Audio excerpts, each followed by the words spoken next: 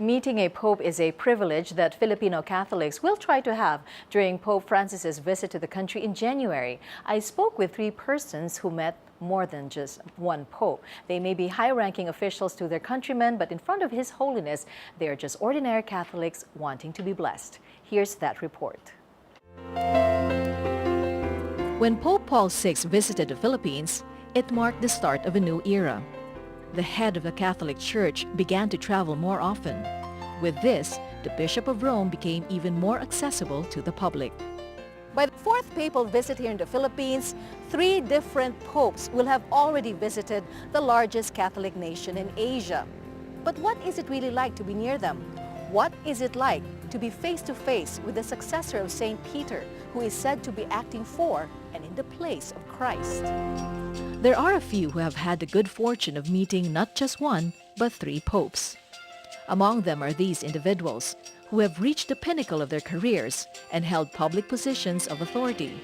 Former Senator Kit Tatad, former Ambassador to the Vatican Henrietta de Villa, and Postmaster General Josie de la Cruz. But I didn't expect the Holy Father to bother too much about this non-entity from the Philippines. No, but he showed the kind of... He has a smile with that laughing glint in his eyes. He motioned me to come forward. I couldn't stand. I just knelt, going paluhod near him. And then what he did, he signed the cross on my forehead, patted me on the head, and went on to starstruck. That's the word. You're starstruck. Hindi mo malaman kung iiyak ka, parang you're lost for words. You just simply can stare. Kasi you are overwhelmed by the emotion. De Villa and Tatad's previous positions in government and their affiliations with religious organizations allowed them to work closely with the Church. This also brought them in closer proximity to these popes. You know his effect, si Pope Paul VI. Wow, because he's very ascetic Para ba yung, when you see him, it's like out of this world. Oo, yung very holy man, pero yung bang, parang you feel so unworthy to touch him. Paul VI was more recessive, more contemplative, but he was such a joy to be with. Si Pope John Paul II naman is different. Because when you see him, it's like also as if God came down to you, but God who is embraceable. I had to follow the Pope up to Bicol. And in Bicol, where I was able to really kiss his hand and I got close to him. De Villa recalled a number of fun memories, especially after being the Secretary General of the 1995 papal visit. When he came in, one big happy Catholic family, he clapped. Very expressive siya. And when he was leaving, all my children shouted, "John Paul II, we love you." And he came back and he went near all of us and said, "John Paul II loves you too." Nakatuwa siya. Oh, nakatuwa. Very charismatic. Yeah. That's July 9, 1996.